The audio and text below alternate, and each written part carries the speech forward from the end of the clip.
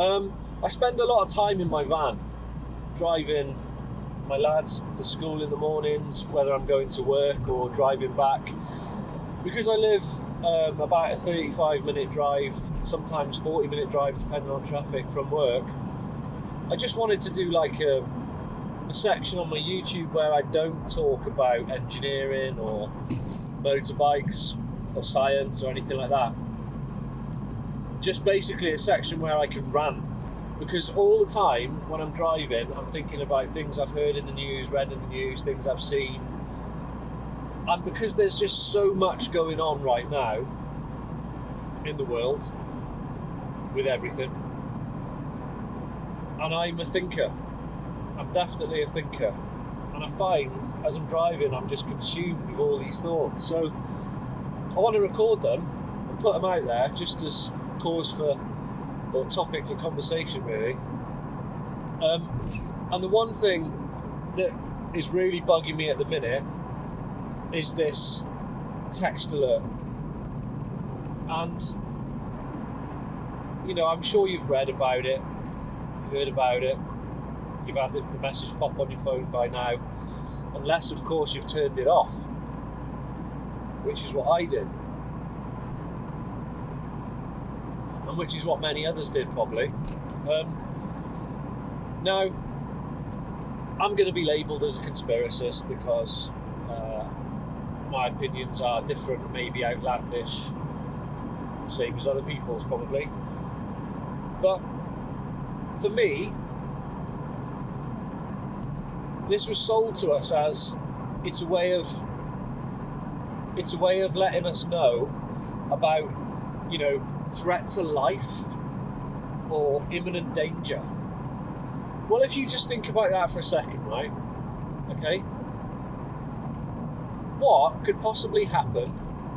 Right now, I live in Wales, right? I'm surrounded by hills, right? In the middle of nowhere, really. What could possibly happen that's that bad that I need a text message to come through on my phone to warn me of an imminent threat to life? Now, I'm pretty far from the coast, so it's not going to be a tsunami. I'm a good hour. Could be, obviously, eventually. It depends on the size of the tsunami. But, come on.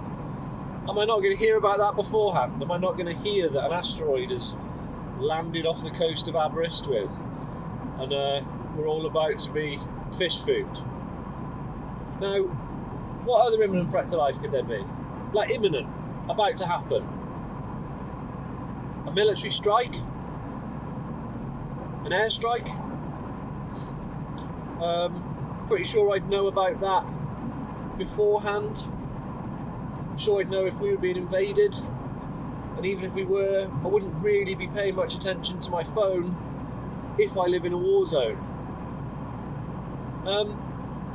What's the other thing?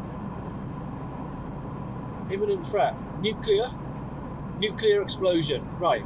Now, forget what it is, right? Now, with all of those things, tsunami, nuclear, airstrike, right?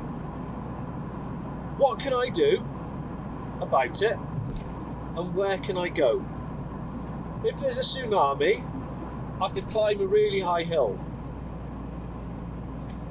If there was a war, I can't do fuck all. I'm not getting away from missiles.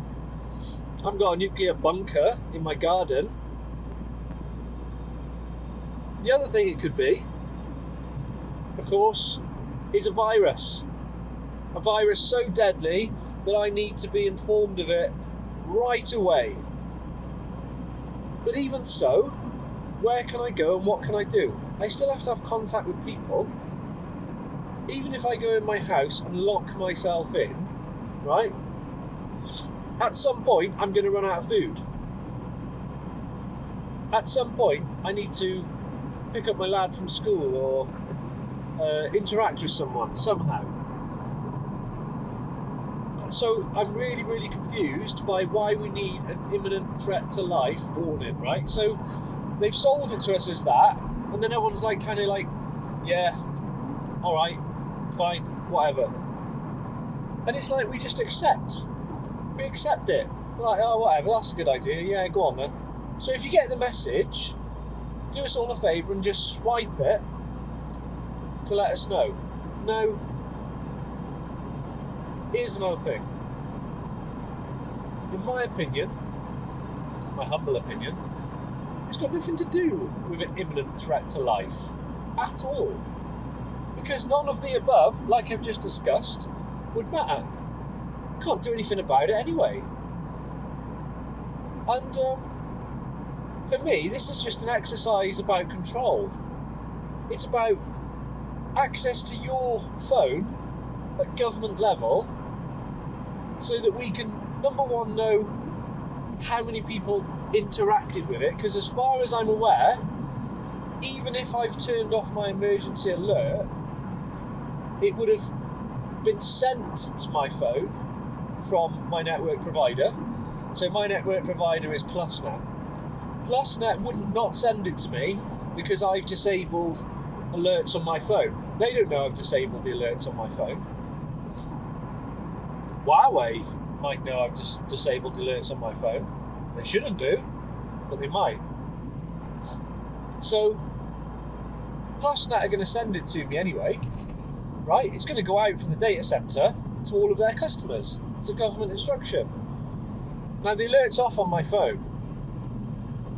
So for me, it's about the government control and knowledge of that, and also retrieval of that data. So it's like, basically, right, we've sent it out to this many people, let's see how many people interact. So they'll obviously get a percentage back to say this is how many people interacted with that message, so you had to swipe. Now, I didn't get the alert, so I don't know what would have happened if I would have left the alert on my screen and not interacted with it at all. Because as far as I'm aware, you have to have had to interact with that message for it to go away, right? So there's the data collection point. Swipe, they've had it. Okay, so that's the first thing. We've now got a number of how many people interacted with that message. Second thing, is it about the fingerprints? Because you've got a fingerprint scanner on your screen, which is in a certain position on the screen, which is on part of the digitizer, right? There's nothing to say that what would you call it? A graphical user interface, a GUI that comes up on the screen. There's nothing to say that can't have a fingerprint recognition or fingerprint collection as part of that. So it could be about fingerprint retrieval. We've now got the fingerprint of the person who owns that phone. Could be. The other thing it could be about is the scaremongering factor, which is we want control. We want everybody to know, right? Because you now know when you hear that noise, it means imminent threat to life, imminent danger. What do I need to do? Where do I need to go? How do I need to do it? Instructions, right? So you hear that now on your phone, you're going to go, oh my God, what is it? Okay, so there's the control element. We've got you. We've got your attention. I advised people, just turn it off, turn the emergency alert system off on your phone. And what's funny as well, and I put this on my TikTok, is that they do a bloody good job of hiding, and it's not in the notification section on all phones. They do a really good job of hiding where they put that emergency alert section.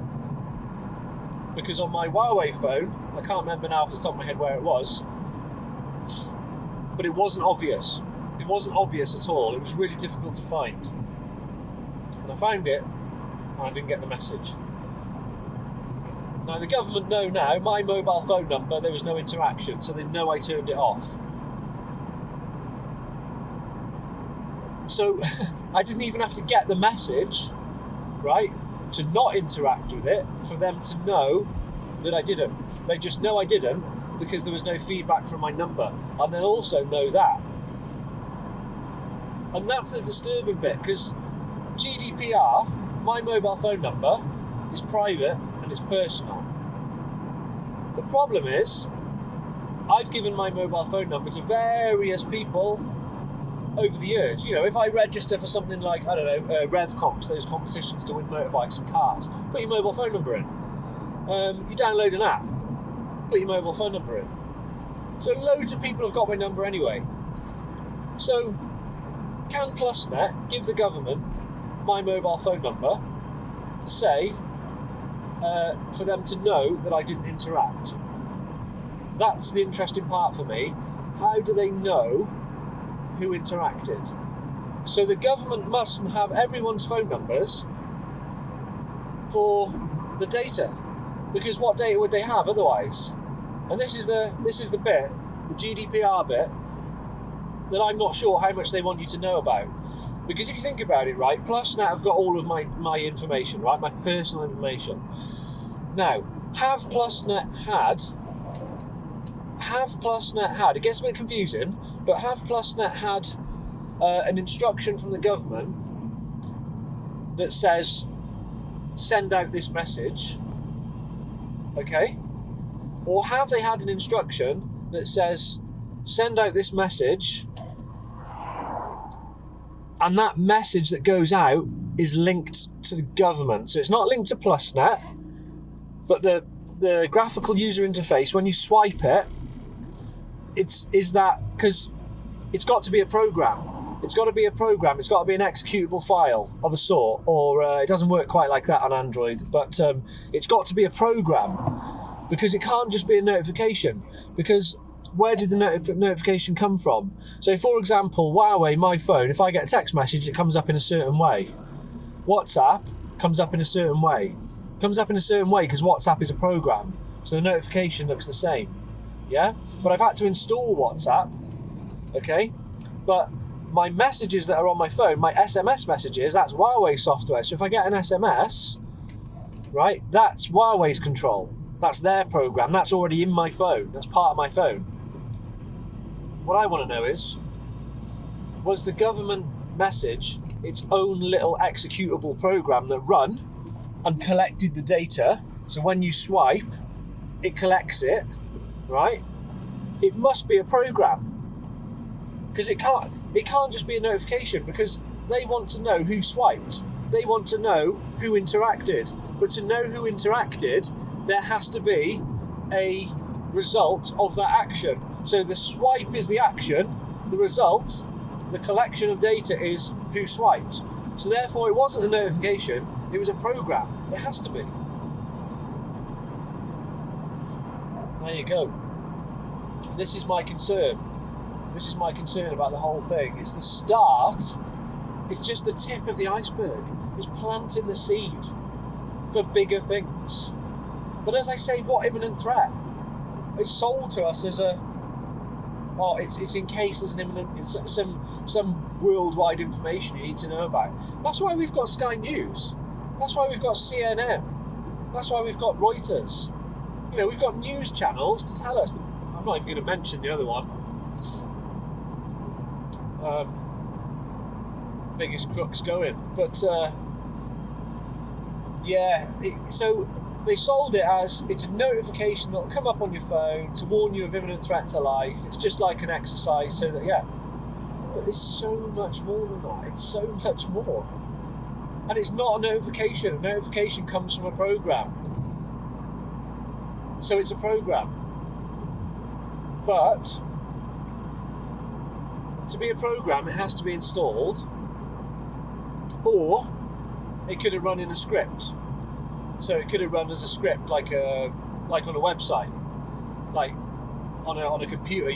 People worry about viruses all the time, but viruses are specific, and actually only a small percentage of computers actually ever get infected with viruses, because those are the ones you get in an email, like a little program. You have to double click it, and that runs the file. That runs the executable file.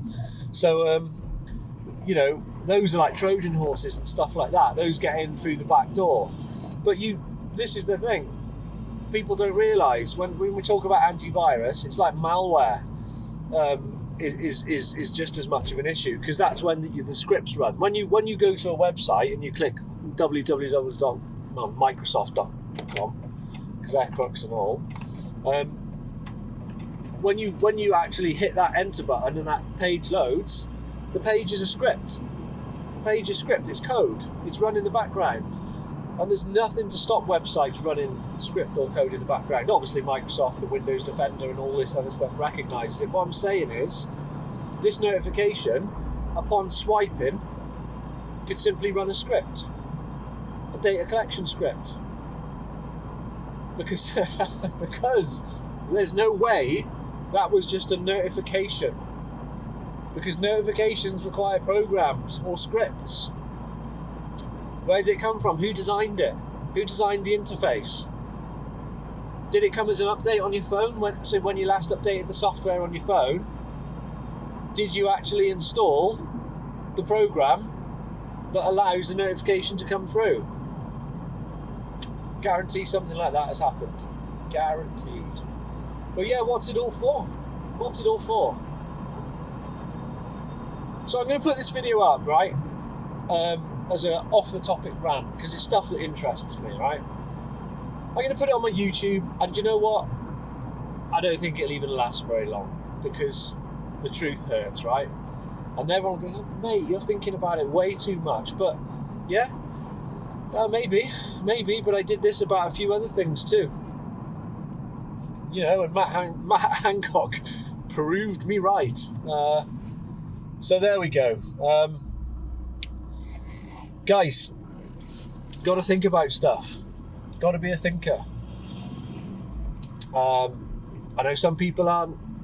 Some of my friends, some of my family just think, what on earth? Why does it even matter? Well, of course it matters. Of course it matters. Why wouldn't it matter? Anyway, rant over. A couple of miles from home, and I'll leave it there. Thanks for listening, and leave your comments. I'm interested to hear about all of it. But you know, I've taught information technology for a long time, alongside engineering at GCSE at A-level. I've programmed websites, I've programmed programs. Delphi was my language, C++.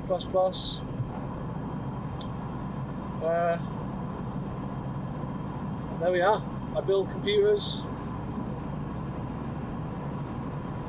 Sometimes you can know too much, can't you? That's the trouble. Engineering is my passion. Information technology is my passion. Maths is my passion. I can't help who I am, but hopefully that enlightened you somewhat, and maybe you're just going to say I'm talking total bollocks, but when it comes to the graphical user interface part, the swiping part, the imminent threat to life bollocks. Do you know the only imminent threat to life I've got living here? Sheep. Too many sheep. They could take me out at any time. I'm sure it's like ratio of like 100 to 1. I'm outnumbered. Anyway, have a good day. Speak soon. Cheers, guys.